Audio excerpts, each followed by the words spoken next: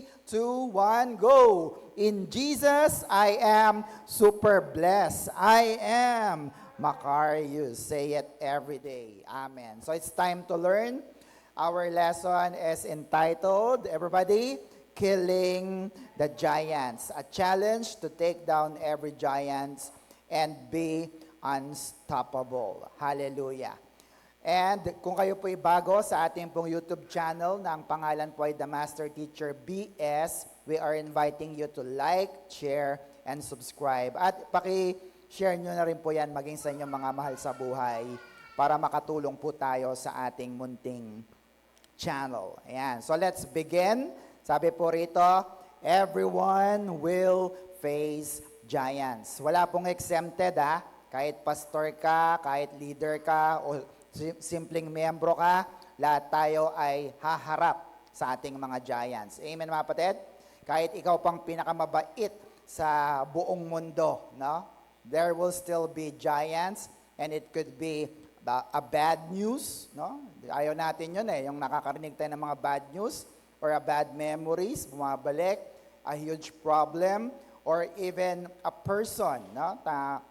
Isang taong nagiging giant sa buhay natin. It could be a bad attitude like fear, worry, or addiction. At isa lang po ang pakay ng lahat po ng mga giant na yan. Ano po yon? Ang pigilan ka, ang inisin ka, at sirain, at pabagsakin ang iyong buhay. Papayag ba tayo mga kapatid? Hindi po. Sapagkat mayroon pong pangako ang Diyos, tutulungan kanya. 1 Samuel 17 verse 47, bakit kanya tutulungan? And everyone will know that the Lord does not need weapons to rescue His people. It is His battle, not ours. The Lord will give you to us. No? Ang laban na yan ay laban ng Diyos, hindi natin laban. Amen po? Sabi sa King James, diyan sa baba, and all this assembly shall know that the Lord saveth not with sword and spear. Look at that. For the Lord is, for the battle is the Lord's, and He will give you into our hands. No? Pero maging realistic po tayo ha. Kapag ka po ang laban ay napakalaki na, o kaya gahigante na problema, hindi na po biro yon. Tama ba mga kapatid? Amen po ba? Kayo ba'y nakaranas na ng napakalaking problema? O parang hindi ata, no? Pag napakalaki na ng problema, dapat po ang gawin natin ay ibigay na natin ang laban sa Diyos. Sabihin sa katabi, sa Diyos na yan. Yan. Tama mga kapatid? Bakit? Kapag binigay mo sa Diyos, pagtatagumpayin ka ng Diyos, kaya pag nagtagumpay ka naman sa huli, ibibigay mo ang lahat ng glory, ng pasasalamat sa ating Diyos kasi tinulungan ka niya, hindi sa iyo ang glory. Is that clear mga kapatid? Amen. That is why next, killing a giant takes a lot of courage to demonstrate our faith against seemingly undefeatable challenges. So, ibig sabihin po, gagamitin mo yung faith or pananampalataya. Andyan si faith, So, lagi nagpapaalala sa atin, pag nakita mo, ano yung pananampalataya na meron ka, na dapat priority mo ang prayer. Hindi huli ang panalangin. Kasi faith nga ang gagamitin mo. Amen? Amen po ba? Kasi imposible na Kaya, if you pray, you are using your faith. And what else? You are trusting God. No? Na, Diyos ko, sa'yo na ang laban na ito. And also to find and ask for godly counsel sa Diyos at sa mga lingkod ng Diyos. Can you hear amen? So, last time, alam na natin where do the giants come from. No? Nabasa na natin yan sa Genesis 6:4, ang mga tawag po doon ay Nephilims, o giant. There are the fallen ones. And after the flood, bumalik pa rin sila. Kasi kahit nalipol na sila ng baha, meron pa rin natira at nakita sila sa Numbers 13:33. So, dahil nakabalik muli sila, naging malaking problema sila ng mga Israelita. Sino bang mga Israelita? God's people. Kagaya po natin. Amen na kapatid? Na hanggang sa ngayon, kahit tayong mga anak ng Diyos ay nagkakaproblema sa mga gahiganting problema. Amen? Kaya dapat ang lahat ng mga problema na yan ay kailangan nating paglabanan, patayin para tayo ay maging matagumpay sa ating buhay. Amen? Why? Because look at this. Everyone will face giants. Tama mga kapatid? No one is exempted. Now, pagkaharap mo na ang giant sa iyong buhay, ang tanong ay, what are you going to do? No? Ano ang gagawin mo the moment that giants show up or enters into your life? And last time, I have given you the 6 priorities to kill the giants in your life. Reviewin lang natin. Pag sinabing priorities is the fundamental principle. Dapat unahin natin ito. Number 1 is, everybody, there will be preparation. Dapat may paghahanda. Tama? Dapat may training. Bakit? If you are prepared, you can kill your giant. Tama mga kapatid?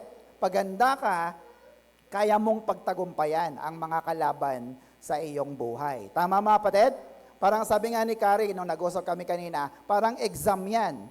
Anong tsansa na makapasa ka sa exam? Kapag handa kang nag-aral. Tama mga kapatid? Pero pag yung binigla ka, pop quiz, wow, anong gagawin ko?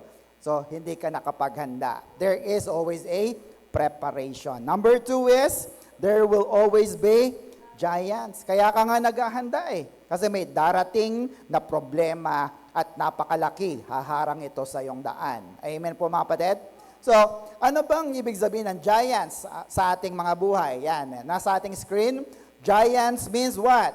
Big, big, big life challenges. No? Mga malalaking mga pagsubok sa ating mga buhay. And biblical interpretation see these giants as a metaphor for personal struggles. Like, tingnan niyo po yan, addiction, ano pa, sin, fear, family problems, no? Problema sa pamilya, giant ba yun mga kapatid? Sa mga mag-asawa in marriage, no? Yung iba ay mga sumakabilang buhay at yung iba ay sumakabilang bahay, no? Problema yan. Yung iba ay babaero, yung iba naman ay lalakero. Mga kapatid? Yung iba ay lasinggero, yung iba naman ay lasinggera, gastador, batugan, umapanakit. So problema yan sa pamilya. Tama mga kapatid?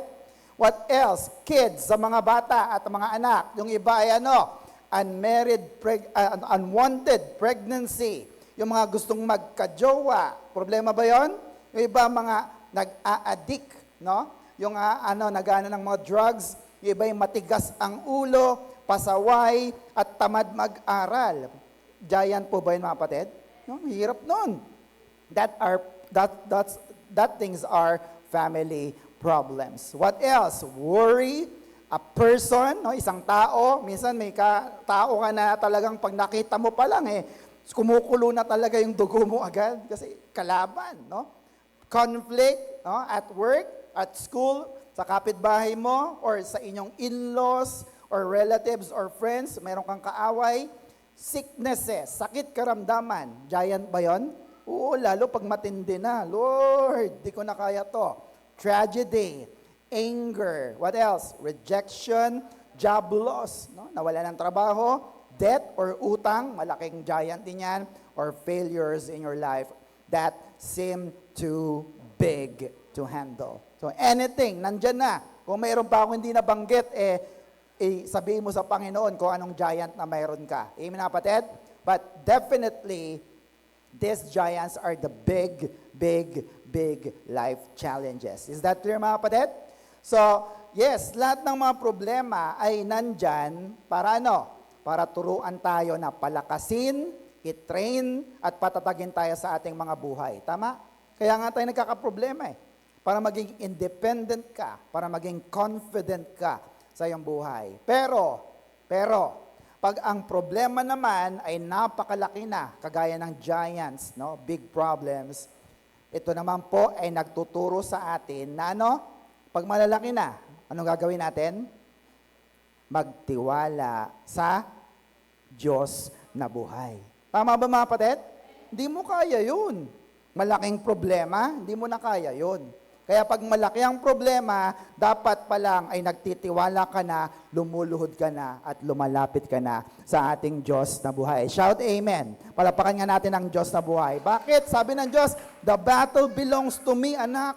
Akin ang laban na yan. Huwag mong pasanin mag-isa. Amen mga kapatid? Amen. Next, number 3, there will be distraction. No? Tandaan po ninyo, every giant has brothers. May mga kasama po yan. At ang trabaho ng mga kapatid ng mga giant na yan ay tisurin ka, inisin ka sa iyong calling at ministry. Amen mga kapatid? Meron bang mga pumipigil sa iyo na maglingkod sa Panginoon? No? Kapatid yan ng mga higante. We call that distraction. Ang calling ni David ay maging hari at patayin si Goliath, pero kung nagpa-distract siya sa kanyang kuya na si Eliab at kay King Saul, maybe hindi niya napatay at hindi siya naging hari. Amen po mga kapatid? But look at that. David knew he has been called to what he has been called to do, so hindi siya nagpa-stop, hindi siya nagpa-distract at pinulfill niya ang pagkakatawag niya sa ating Diyos. Amen mga kapatid? Amen. Number 4, review lang tayo. There will be advice or payo. Mahalaga po yan. Proverbs 15 verse 22. Sabi diyan, without advice, plans go wrong. But with many advisors, look at that, they succeed. No? Pag marami kang tagapayo, ang sabi ng Biblia, may tsansa na magtagumpay ito. Can you hear amen? So the question is next, who is your mentor? No? Who is your care leader? Meron ka bang mentor o wala? Meron bang life coach ka sa buhay mo na siya yung tinitignan mo at hinihingan mo ng payo? Now, one thing is for sure, meron yan. Pero dapat ang hanapin mo ng mga mentor ay yung mga fully dedicated followers of Christ. Amen po mga kapatid? Kasi dapat mga maka-Diyos, kasi ang hihingin mo ay maka-Diyos na mga payo or counsel. Is that clear mga kapatid? Yung mundo, marami kang makikitang tagapayo dyan. Oh, wala akong pera eh. Ang papayo niyan, magtrabaho ka. Oh, di ba? Pero pag maka-Diyos na, magtrabaho ka pero ipag-pray mo yung tamang job para sa iyo. Magkaiba, di ba? Amen po mga kapatid? Kasi you have a godly mentor. Is that clear? And number 5 is, there will be decision. No? Dahil may advice na natatanggap ka, ikaw pa rin ang sasala at ikaw pa rin ang magdidesisyon kung gagawin mo ba ang mga payo na iyan. Amen mga kapatid? You must make a decision to follow the ways of God at all costs, even if it means to disappoint some and complicate situations. No? Tandaan nyo po yan. Hindi po talaga maintindihan ng iba ang iyong ministry. Sa mga pastor, sa mga care leader, sa mga Christian, kagaya natin. Hindi nila maintindihan bakit ka nagpupunta sa church. Wednesday, bakit ka pupunta sa church? Hindi nila alam yan. Bakit? Kasi yung ginagawa mo ay para sa Diyos. Tama mga kapatid? Hindi para sa mundo. So kung hindi nila naintindihan, just pray for them and make sure na dapat nasa puso't isip mo, the battle is the Lord's. Hindi mo sila kalaban. Amen mga kapatid? Amen. And number 6, finally, there will be victory. Wow, ito yung pinakamasarap. The sweet success and victory. Bakit tayo magtatagumpay? Next, because the God behind you is stronger than the giant in front of you. No? Hindi kailangan alamin ni David kung sino yung Goliath na yan. Ano bang kaya niyang gawin? Hindi siya natatakot. Bakit? Kilala niya yung Diyos na mas malaki kay Goliath at sa kanyang mga problema. Amen mga kapatid? Kilala mo ba ang Diyos mo? Amen. We have a very, very big God. And remember, there is no victory without a battle. Amen mga kapatid? Hindi ka magtatagumpay hanggat hindi ka lumalaban sa iyong buhay. I once heard, sabi diyan, winning one battle doesn't mean winning the war. No? Hindi porke nanalo ka sa isang laban, champion ka na. Okay, naipanalo mo na ang gera. Bakit? Ang gera po ay maraming mga factors. Tuloy-tuloy po yan. Maraming seasons yan. And all you have to do, kung nanalo ka, is what? Diba? Parang sa basketball, pag nanalo ka ng isang laban, ano ang dapat gawin? You need to defend your title. You need to maintain it para masiguro mo na ikaw nga ay panalo. So, anong ibig sabihin? You need to fight. No? kailangan nating lumaban. Lalo't nasa lupa pa tayo. Nasa lupa pa po ba kayo? Nasa earth pa po ba kayo? Amen. No? Sabi ni Lord Jesus, di ba, sa John 16:33, wala po dyan, magkakaproblema ka sa mundong ito. May giants, kaya dapat ay lumaban tayo. Is that clear, mga kapatid? So just keep this in mind. Tingnan nyo po ito. Next, our fight is what? Everybody? Spiritual warfare. And our enemy is a spiritual giant. No? Tandaan nyo po yan. Yung laban natin, spiritual. Ang kalaban mo, spiritual din.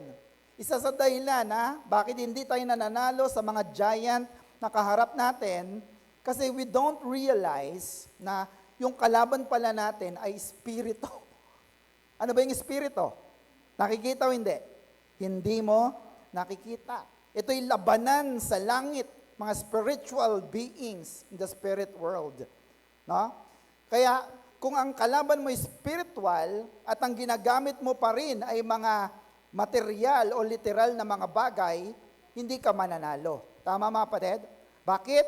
Sapagat pag kailangan mong gamitin ay ang mga, next po, the spiritual armors, which is the full armor of God. Amen, mga kapatid? Spiritual ang kalaban mo. Anong kailangan mo? The belt of truth, the breastplate of righteousness, the shoes of peace, wow, shield of faith, helmet of salvation, and look at that, espada, the sword of the Spirit. Amen na kapatid? At pagsuot mo yan, sabi ng Ephesians 6:10-13, kayo na magbasa, pagsuot mo yan, hindi ka mapapabagsak ni Satanas. Can you hear amen? Amen po ba, mga kapatid? And take note, lahat po ng yan ay pangharap. Di ba sinabi ko na nakaraan? Wala po yung binanggit na pangtalikod. Kasi pag tumalikod ka sa kalaban mo, siguradong matatamaan ka. Tama ba, mga kapatid? So ang purpose, kaya binigyan ka ng armor para harapin, labanan ang mga giant sa iyong buhay. Can you hear amen? Why? Look at this. Because the Lord used people to win the battle. Amen, mga kapatid? Oo, panalo na tayo kay Kristo. Pero bakit minsan parang talunan ka? Kasi gusto ng Diyos na lumabang ka. And God can use you para ikaw at ako ay maging matagumpay sa ating mga buhay. Can you hear amen? Palapakan nga po natin ang ating Diyos na buhay. Are you still with me? Oh, tinan nyo, kung si David ay hindi lumaban, baka hanggang ngayon takot pa rin ang mga Israelita. Tama? Takot pa rin yung mga anak ng Diyos. Pero buti, ipinanalo ng Diyos si David, kaya patay na ang Goliath sa kanyang buhay. Why? Next, when God acts, giants fall. Again, when God acts, giants fall. Pag kumilos ng Diyos, tumba, bagsak, talo na ang lahat ng mga higante. Can you hear amen? Amen po ba? Now, kanina tinanong ko kayo ba'y nagkaroon na ng malaking problema? No? Ang tanong ko ito, pag nagkaroon ka ulit ng malaking problema, hihingi ka ba agad ng tulong or susubukan mo munang paglabanan ito? Malaking problema. Anong sagot ng iba? No? Hingi na kayo ng tulong kagad. Amen po, mga kapatid? Pwede mong subukan, pero napansin mo na, nung sinubukan mo ng sinubukan, parang hindi ako nananalo. Tama? Bakit? Kasi ang laban na yan ay laban na ng Panginoon. Amen, mga kapatid? Pero yung mga maliliit na problema, hingi ka ba ng tulong o susubukan mo muna? Maliliit lang.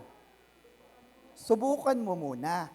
Hindi alisin ni Lord yung mga maliliit na problema sa buhay natin. Diba? Lord, wala pa akong pamasahe, ano kayang gagawin ko? No? Di lumapit ka sa tita mo, sa tiyuhin mo, kahit sino. Alam naman pabagsakin ni Lord yung mga barya sa bubong ninyo. Tama ba, mga kapatid? Hindi aalisin ng Diyos yung maliliit na problema. Pero pag gabundok na, gahigante na ang problema, ibigay mo na sa Diyos. Amen, mga kapatid? Bakit? Pag hindi mo naman nakaya, alam ng Diyos kung hindi mo nakaya. Look at one of my favorite verse. 1 Corinthians 10:13. Every test that you have experienced is the kind that normally comes to people. Normal lang magka-problema ang tao, sabi ng Biblia. But God keeps His promise, and He will not allow you to be tested beyond your power to remain firm. Hindi ka niya susubukin lampas sa iyong kakayanan na maging matatag. At the time you are put to the test, look at that, He will give you the strength to endure it and so provide you with a way out. Ang Diyos din ang magbibigay ng palabas, ng daan para ikaw ay makalabas. Sabi ko nga nakaraan, if the devil burns the building, God will show you the fire exit. Amen mga kapatid? Ilalabas ka ng Diyos dyan. Amen po mga kapatid? And last time, sinabi ko rin po, nung panahon ni King Saul, there are still 5 living giants in the land of Canaan. Nasa lupa po sila. Walang gustong lumaban, takot ang lahat, maliban kanino? Kay David. At napatay ni David sino? Si Goliath. No? Take note, these giants are no way alike. Tagalog, hindi po pare-parehas. Magkakaiba po ang mga giants na ito, kaya dapat alam mo kung sino at anong giant ang kaharap mo. Is that clear mga kapatid? So, after David has killed Goliath, sabi dyan next, the anointing of killing the giants was released to Israel. God's people, kagaya natin. Kaya, ibig sabihin, nung dumaloy at naipasa na ang anointing para mapatay ang mga higante, anong ibig sabihin? Ikaw at ako ay pwede na ring pumatay ng anumang gahiganteng problema or challenges sa ating mga buhay. Amen na kapatid? Amen po ba? Bakit? Kasi pinili ka ng Diyos dahil kay Kristo. Is that clear mga kapatid? Amen. So, the amazing thing, however, yung pumatay po, di ba, sinong pumatay kay Goliath? Si David. Ilan pang natitira? 4. Yung 4 na giants ang pumatay din sa kanila ay hindi mga mama, hindi mga malalakas na mga warrior, kundi 4 young men as well. No? 4 not old but experienced warrior. No, mga binata pa po ang nakapatay sa kanila. So, today, and in the following lesson, we will look at the 5 giants. Tingnan natin ano yung mga pangalan nila. Gusto niyo bang malaman yung mga pangalan? Alright. At tingnan natin sino yung mga pumatay sa kanila na mga tao at ano rin ang meaning ng kanilang mga pangalan. Amen? Because these giants were not myth. They walk among men. And in the Bible, they are remembered as part of its most astonishing accounts. Hallelujah. Kaya po, ang tanong ko ay, next, are you ready to start killing some giants? Are you ready? No? Handa na ba kayo na pumatay ng mga giants sa inyong buhay? So, it is time. No? Let's kill some giants. Handa na ba kayo mga kapatid? Okay, papakilala ko na sa inyo ang number 1 at ang unang giant sa ating buhay. Number 1 is, everybody, the giant of shame. Ang pangalan niya yan, Goliath. No? Ibig sabihin ng shame or Goliath is disgrace, embarrassment, dishonor, humiliation, indignity, or kahihiyan. No? No? Lagi ka bang napapahiya? Naranasan mo na bang mapahiya? Okay, lagi kang tinatanggihan. No?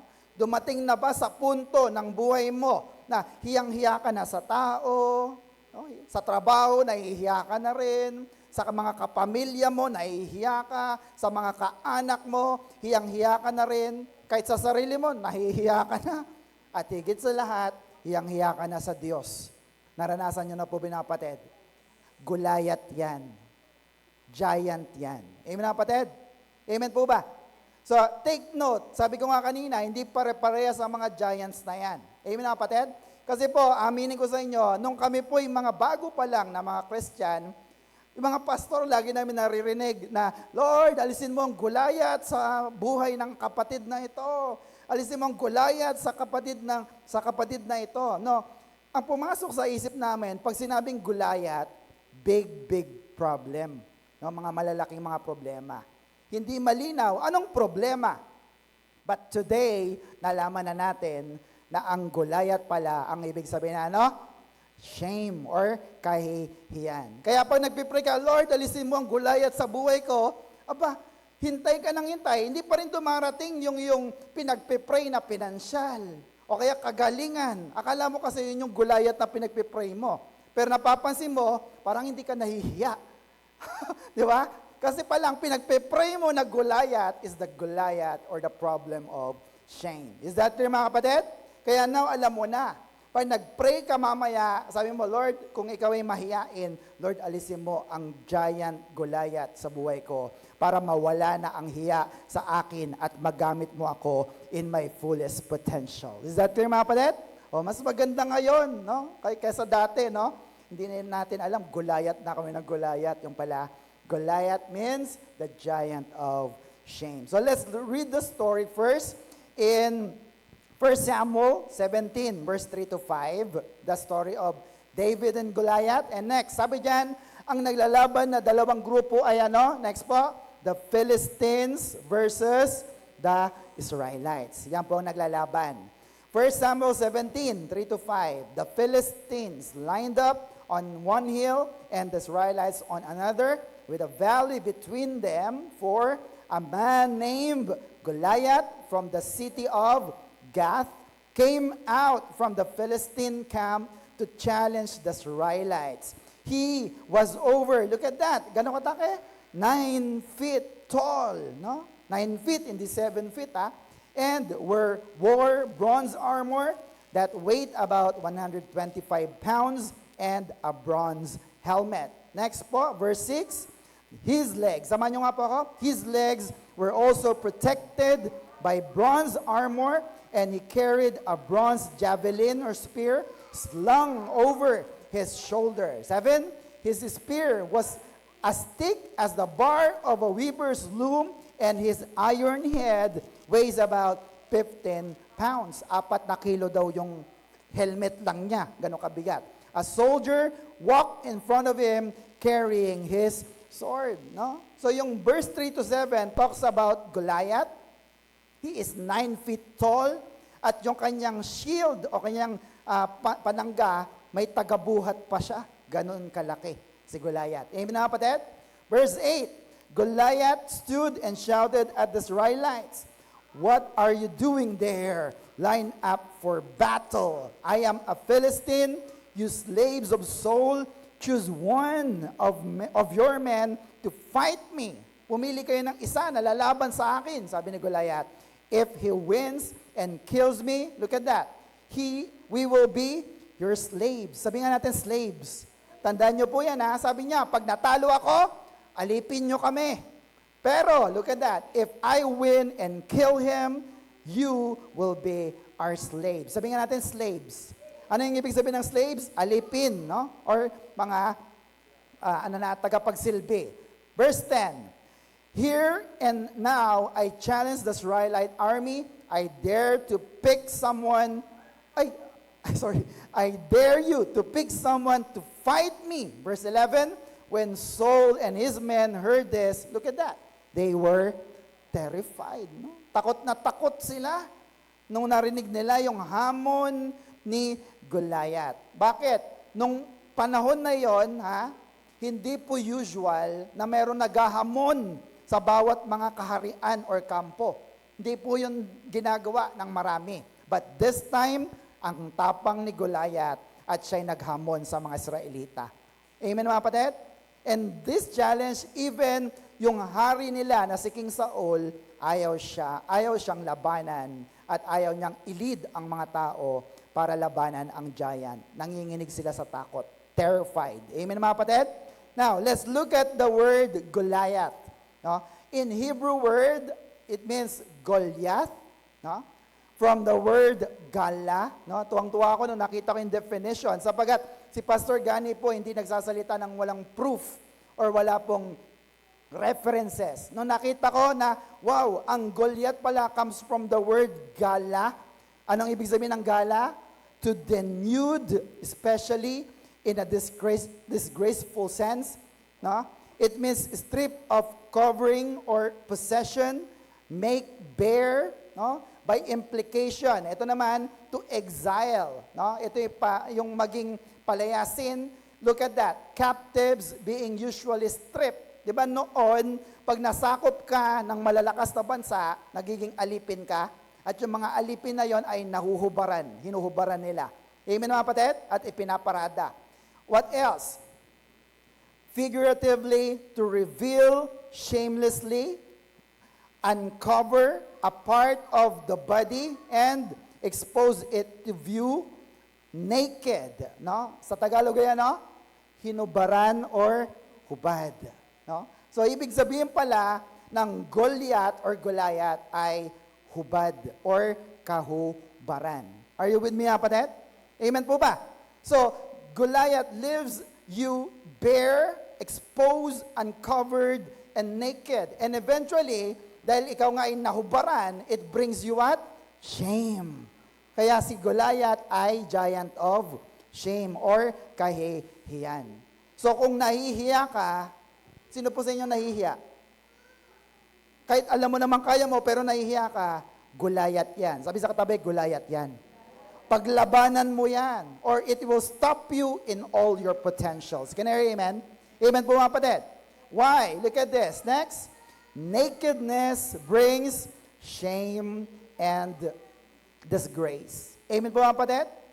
In biblical context, si Goliath, ang representation niya ay emotional giants of fear, dishonor, shame, and disgrace.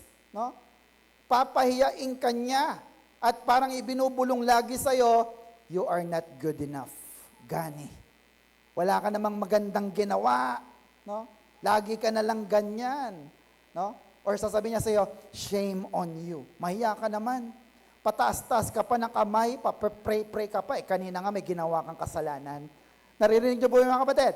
Kaya ngayon, pag inassign ka dito, sabi mo, kaya ko na Lord. Bakit? Pinalayas ko na ang Goliath na nanghihiya sa akin. At ngayon ay malakas na ang loob ko kasi kasama ko na ang Diyos at ipinanalo ang laban na ito. Shout amen. Palapakan natin ang ating Diyos na buhay. Are you still with me, kapatid? Amen. No? Nakedness brings shame and disgrace. And when Goliath faced you, siya pala'y kahubaran. Kaya minsan talaga nahihiya tayo. Are you with me?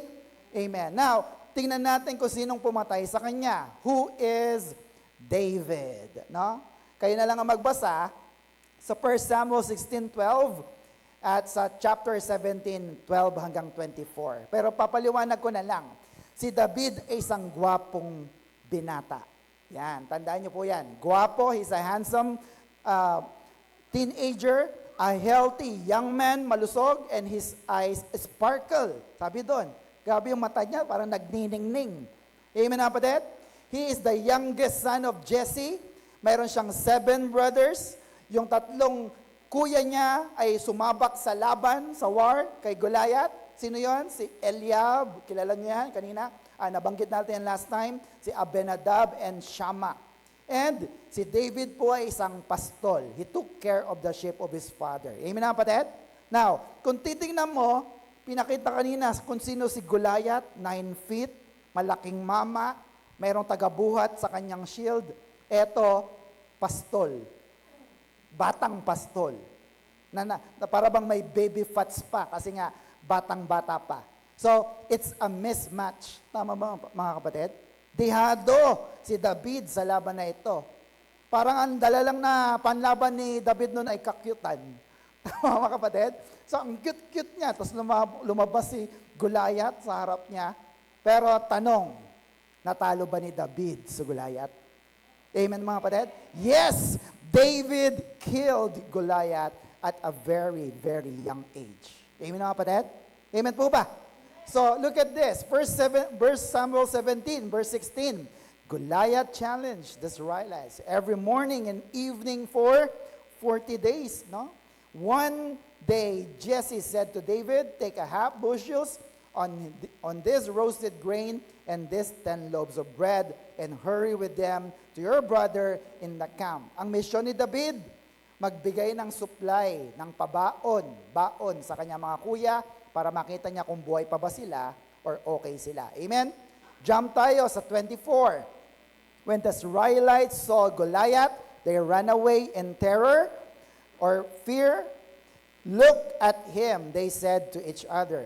Listen to his challenge. King Saul has has promised to give a big reward to the man who kills him. And the king will also give him his daughter to marry and will not require his father's family to pay taxes. No, nakita niyo yun? A very good offer.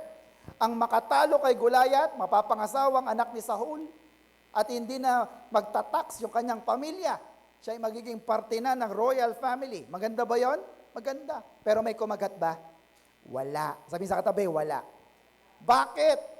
Aanin mo naman ang sangkatutak na kayamanan kung bali-bali naman ang buto mo dahil nilabanan mo si Goliath.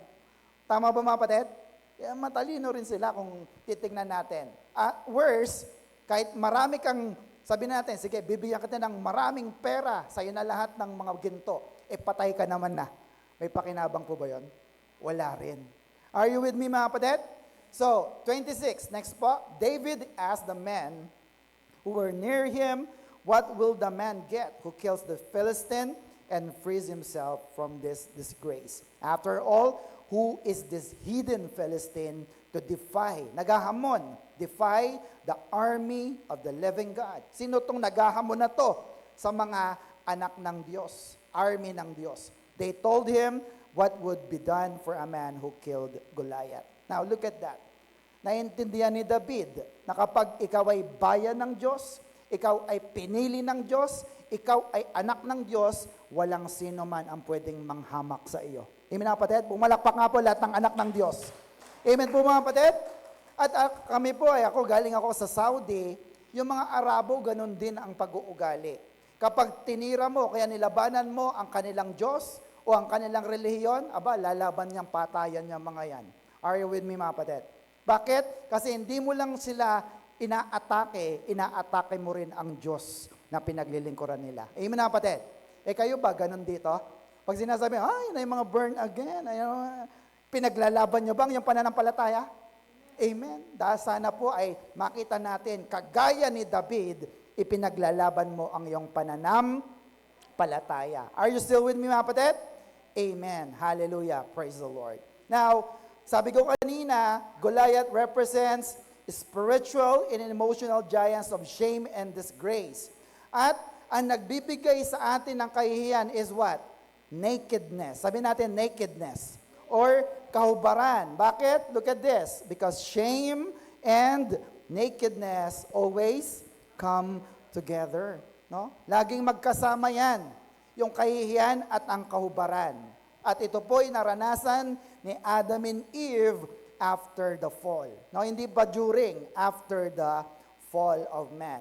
Back in Genesis 2, verse 25, basahin natin, sabi dyan, and the man and his wife were both naked, and look at that, and they felt no shame. No? Ang mag-asawa ay kapwa hubad, pero hindi sila nahihiya sa isa't isa. They felt no shame. Why? Bakit kaya? Because they are not self-conscious, they are God-conscious. You get that mga kapatid? Ang nakikita lang nila, hindi yung kahubaran nila. Ang nakikita lang nila ay ang Diyos lamang. Are you with me mga kapatid?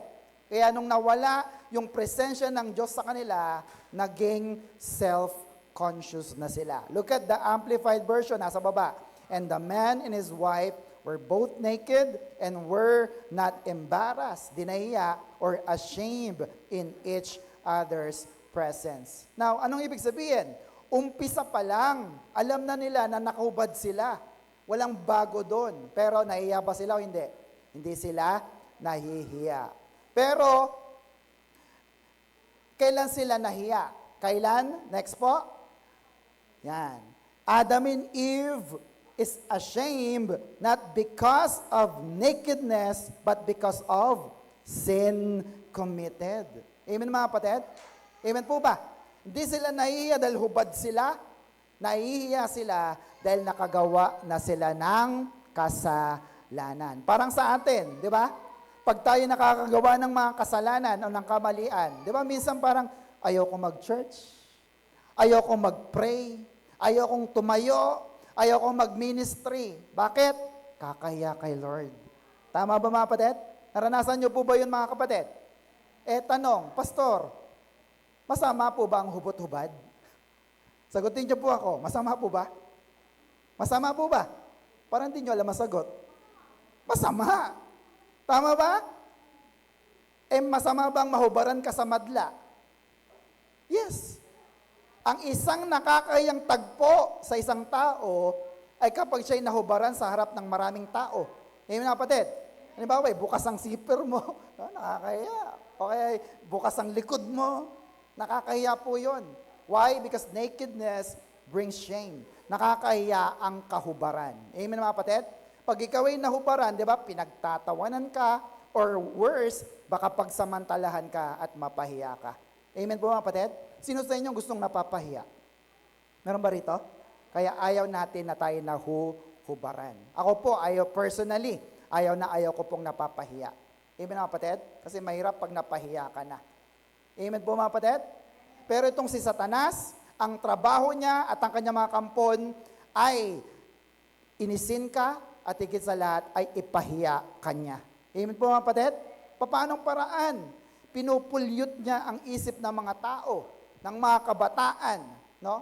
Bakit? In our social media, no? Yung iba po ay talagang nagpapakita na ng skin, nagpapakita ng pusod, no? Ng cleavage, no? Bakit? Kasi nadadaya na, nauuto na sila ni Satanas. Are you with me, mga kapatid? At sa tingin nila, okay lang yun, gagayahin ko, mukhang maganda. Well, anong sabi ng Diyos? God requires modesty and decency. Sabi ng 1 Timothy 2:9. Kayo na lang magbasa. Kailangan ng Diyos ng kagalang-galang at mahinahon na kasuotan.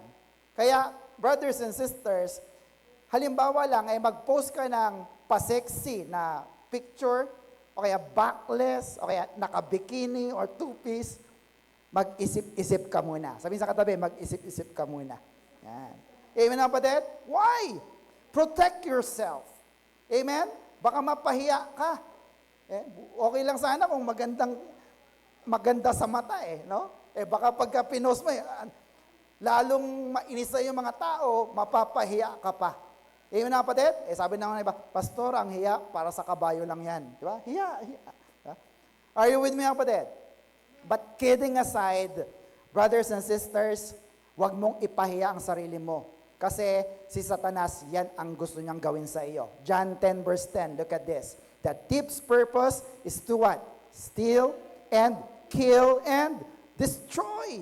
My purpose is to give life in all its fullness. Tayo naman, gustong-gusto natin na napapahiya tayo. Gustong-gusto na ninanakawan tayo. Gustong-gusto na sinisiraan tayo ni Satanas para ipahiya niya tayo sa ating mga buhay. Amen na, kapatid? Amen po ba? Kaya kung ikaw ay leader, ikaw ay naglilingkod sa Panginoon, dapat po ay pangalagaan natin ang ating mga sarili at bantayan natin ang ating mga ipinopost sa ating mga social media. Amen na, kapatid? Or else baka mapahiya ka kagaya po ng naramdaman ni Eva at ni Adan. Amen po, mga kapatid? Amen. Genesis 3 verse 6 to 7. Nakakasunod po ba kayo? Nakakasunod po ba? Amen. When the woman saw that the fruit of the tree was good for food and pleasing to the eye and also desirable for gaining wisdom, she took some and ate it. She also gave some to her husband who was with her and he ate it. No? Nakita ni Eva, mukhang maganda yung bunga, kumuha siya, kinain niya, binigyan niya ang kanyang husband. 7, then the eyes of both of them were opened and they realized they were naked. So they sewed fig leaves together and made covering for themselves. No? Nagtakip sila. Ayaw nilang nahuhubaran sila. Ayaw nilang napapahiya sila. Bakit kaya? Ba't nakita nila na ngayon dati hubad naman talaga sila. Ba't ngayon nakita nila na sila ay hubad na? Bakit? Tinuro ko na yun sa inyo.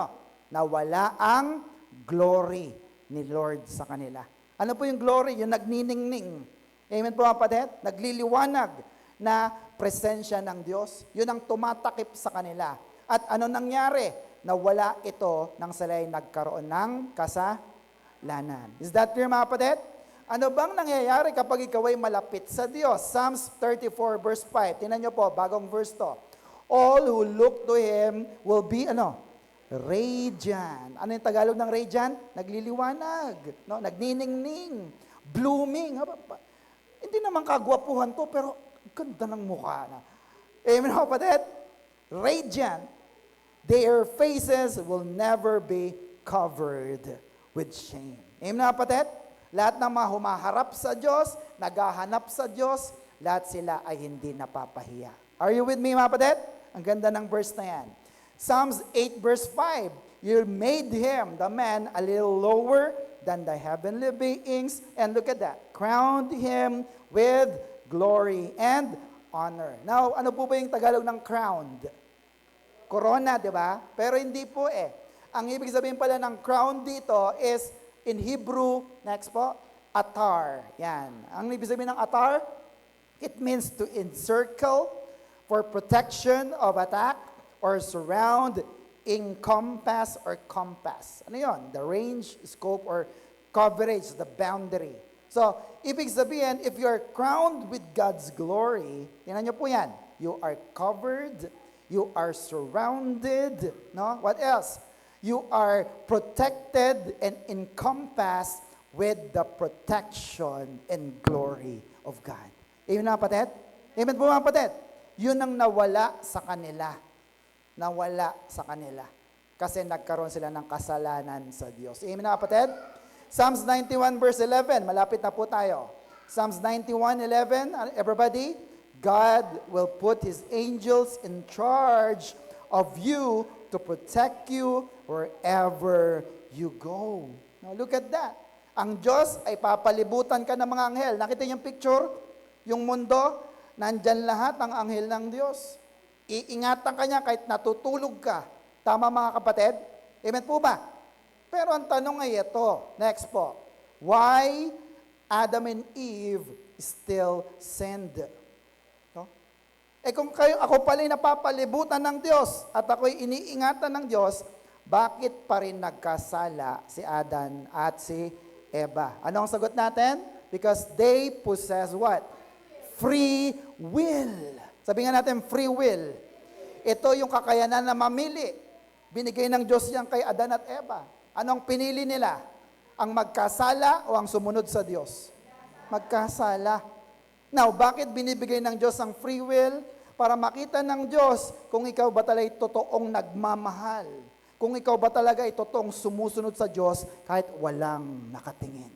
Can you hear amen? Mahal nyo ba ang Diyos? Kung malakpak nga lahat ng nagmamahal sa Diyos. Yung mga lahat ng sumusunod sa Diyos. Ito yung magandang paliwanag. Ako po ay minsan nang nahuli na walang helmet. Nagmumotor kami ni Anika. Ngayon, minsan tuloy, pag umaalis ako, hindi ako papayag na wala akong helmet. Dalawang bagay ang naiisip ko. Bakit? Ayoko na kasing magbayad. Amen na, kapatid? Pero hindi pala yun ang magandang dahilan. Dapat ang magandang dahilan, kaya ka nag-helmet ay para protektahan ang iyong sarili. Ang ulo mo, baka mabagok. Tama, mga kapatid? Kaya ka lang naman nahuli noon kasi nga hindi ka nagsuot. Are you with me? Pero dahil kung ikaw ay sumusunod, alam mong mahal mo ang Diyos, Lord, kaya ako nagbibigay sa iyo kasi mahal kita hindi dahil ako napipilitan Amen, mga kapatid? Yun ang gusto ng Diyos. Gamitin mo ang free will mo para ikaw ay sumunod at magmahal sa ating Diyos na buhay. Shout amen. Piliin mo na ang Diyos ang iyong laging pagsambahin at paglingkuran. Amen, mga kapatid? Kaso itong si Adan at Eva, pinili ang kasalanan. Kaya parang ganito, sabi ng Diyos, ginusto nyo yan Bahala kayo dyan. Tama, mga kapatid? Amen po ba? Ever wonder na minsan may problema ka, parang hindi sumasagot ang Diyos? Sabi ng Diyos, pinili mo yan. Ikaw ang bahala sa buhay mo. Amen po, mga kapatid? Kasi inalok na ng Diyos na dapat ay sumunod tayo sa Diyos na buhay. Are you still with me, mga kapatid? Patas po ba ang Diyos? Yes. Why? Next, because sin follows shame, as night follows day. Amen, mga kapatid? So, bago ka gumawa ng kasalanan, isipin mo muna. It could shame you kapag ginawa mo. It could shame your family, your job, or even your church. Sa mga naglalasing, di ba? Pag naglasing ka, tas nagwala ka, nagsususuka ka, naghahandusay ka sa daan. Tapos lahat ng makita mo, hinahamon mo. Diba? Pag nahimasmasan ka, anong mangyayari sa'yo? Hiyang-hiya naman siya. Bakit? Kasi nga, nakagawa siya ng kasalanan. Or worse, baka ninakawan ka, nawala yung mga gamit mo. Kasi nga, naggawa ka ng kasalanan. Amen mga kapatid? Are you with me? Even yung anger, yung pagiging magagalitin, kasalanan po ba yun mga kapatid? Kasalanan po ba magiging magagalitin? May kilala ba kayong magagalitin? Giant yan. Ano sabi ng Bible? Look at this. Proverbs 14:17. People with hot temper do foolish things. Wiser people remain calm. The message, the hot-headed do things they later regret. No? Yung mga mainitin ng ulo, gagawa yan ng mga mali, tapos mamaya magsisisi rin yan. Amen po mga kapatid? Amen. Last two verses, Proverbs 15 verse 18. Hot tempers starts fight, a calm, cool spirit gives the peace. Amen mga kapatid? Kaya kung mainitin ng ulo, kontrolin, huwag makipag-away. Amen po ba mga kapatid? Or it will bring you the giant of shame, Goliath. Amen po mga kapatid? So, ano po bang ibig sabihin ng kasalanan? Next, sin is like a bubble gum. Amen mga kapatid? Ano po ba yung bubble gum? Masarap lang yan sa una, matamis pa eh. Pero pag tumatagal-tagal na, masarap pa ba? Hindi na. Yung goma, parang yung goma ng gulong ng sasakyan na rin, magkalasa na sila. Walang lasa. Amen mga kapatid? Hindi na masarap. Amen po mga kapatid? Now ganito, kung ang mga goma ay lalagyan pala ng lasa, kakainin mo ba? Yung goma ng gulong, lalagyan ng flavor, kakainin mo hindi? Hindi. Kasi alam mo na, goma yan, masama yan, kasalanan yan. Amen po mga kapatid? Ganon din ang kasalanan. Kahit pa yan haluan mo ng mga matatamis, ng mga magagandang bagay, pag ginawa mo ito, lalabas din na ito'y masama at kasalanan. Are you with me? At ano bang kabayaran ng kasalanan? Malaki po ba o maliit? Malaki. Romans 6:23. Ayan, sorry. Sapagkat ang kabayaran ng kasalanan ay ano? Kamatayan. Datapot ang kaloob o regalo na walang bayad ng Diyos ay ano? Buhay na walang hanggan. Dahil kanino? Kay Kristo Jesus na ating na Panginoon natin. Amen po mga kapatid? Amen. Kaya pag nagagawa tayo ng kasalanan, mas inilalagay natin ang ating sarili sa kapahamakan at kamatayan. Napag-aralan na natin sa series na Enjoying Under God's Authority. I hope naalala nyo. Naalala nyo po mga kapatid? No? Ang mga anak ng Diyos ay nasa ilalim ng covering ng Diyos or God's protection and covering, kaya lahat po tayo na i-enjoy natin ang ating buhay bilang mga anak ng Diyos. Amen na kapatid? Pero lumayo ka sa authority ng Diyos, lumayo ka sa kapangyarihan ng Diyos, it could bring you the giant of shame or Goliath and even fear. Are you with me mga kapatid? Amen po ba? Kaya dapat po, kung ano man ang ating gagawin, magpasakop tayo sa ating Diyos na buhay. Shout amen. Palapakan natin ating Diyos na buhay. Now, si Adan at Eva ay nahiya, no? Sapagkat sila po'y nahiwalay sa Diyos, pero God wants to give back the authority to all of us bilang anak ng Diyos. Kailan po na ibalik yung authority na yon sa ating mga anak ng Diyos? Kailan? Nung tinanggap mo si Jesus. Last verse, John 1:12. Everybody, but to all who receive Him and but to all who believe Him and accepted Him, look at that, He gave the right to become children of God. Anong ang Greek word ng salitang right? Exousia. Anong ibig sabihin ng exousia? Authority, dominion, control, permission, power, and strength. No? Ibinigay na yan sa inyo, lahat ng authority. Kailan? Nung tinanggap mo si Jesus sa iyong buhay. Mahalaga ba ang authority? Mahalaga po ba ang kapatid? Yes. Pinakita ko na sa inyo yung example dati, di ba? Kahit patpating pulis pa yan, pag pinara ka, huminto ka. Hindi dahil patpatin siya, kundi dahil siya ay may authority bilang pulis. Can you hear amen? So because of the exousia, no, na ibinigay ni Kristo sa atin, pwede mo nang utusan, pwede mo nang palayasin ang lahat ng giant sa iyong bahay, sa iyong buhay, at sa iyong kabuhayan. Shout Amen. Palapakan natin ating Diyos na buhay. Now, next week, pag-aralan natin how to kill the giants of shame. No? Ang unang giant na naranasan ni David ay ang pagiging mahiyain or shame. Amen na kapatid? At minsan kung tayo po'y ganun ang nararanasan, napapahiya ka, tinatanggihan ka, this time, pwede mo na siyang talunin at palayasin. Amen na kapatid? Ang tanong ay, how? Papaano? So yun ang pag-aaralan natin para magkaroon ka na ng unstoppable momentum sa iyong buhay, sa iyong pamilya, sa iyong finances, at sa iyong ministry. Shout Amen! Palapakan natin ating Diyos na buhay. May natutunan po ba kayo? So what is our Macarius Challenge? Everybody, stand tall in Christ, you are in control. Sa pa nga po, stand tall in Christ, you are in control. Tayo nga po tayo mga kapatid, stand tall. No? Pwede mo nang utusan, palayasin ang mga giant sa iyong buhay. At ang unang giant ay ano? Anong unang giant? The giant of shame. Sino po siya? Si Goliath. Because God has given you exousia. What is that? The authority, the power to stand tall in Jesus. Amen mga kapatid? Shall we pray? Father God, we thank you for this evening that you have taught us to fight the first giant in our life.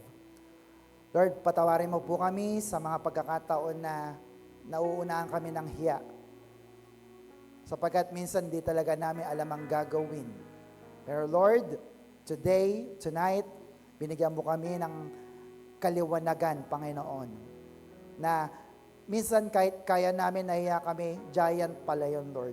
At ang dapat namin gawin ay utusan siyang lumayas, utusan siya na labanan namin, Panginoon, para hindi na siya bumalik-balik pa sa aming mga buhay.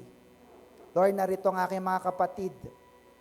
Kung sino man po ang may mga mahihinang kalooban, nahihiya, dahil sa kanilang status sa buhay, dahil sa kanilang mga narating, o sa kanilang kinalalagyan, Lord, continue to give them the courage, the power, and continue to declare their faith that in Jesus, we have given the authority, the power, and the strength para paglabanan ang lahat ng aming mga kinakatakutan at ikinahihiya sa aming buhay. Lord, may this giant of shame ay hindi na manatili sa aming mga buhay. Sapagkat ituturo mo sa amin sa susunod na pagkakataon kung paano paglabanan ang anumang kahihiyan sa aming buhay. Thank you, Lord, sapagkat nagpapatunay na mahal mo kami at nais mo kaming gamitin to our fullest potential. Kaya Lord, ang lahat ng naririto ay dinideklara namin na malakas na kay Kristo, in control na kay Kristo, at lahat ng mga giant sa kanyang buhay ay patuloy niyang palalayasin at hindi na mananatili sa kanyang buhay. Nang sa ganon, he will be unstoppable and he and she will have the unlimited favor sa kanyang buhay, sa kanyang pamilya at sa kanyang kabuhayan. Salamat po ng marami, Ama. Ibinabalik namin ang lahat ng papurit, pasasalamat at pagsamba sa pangalan ng aming Panginoong Hesus. Lahat tayo magsabi ng Amen. Amen. Palapakan po natin ng Diyos. Ano po ulit ang ating Macarius Challenge? Malakas. Stand tall. In Christ, you are in control. Amen mga kapatid? Are you blessed? Super. Kung kayo po'y na-bless, ay i-bless din po natin ang ating Panginoon through our grace giving. To God.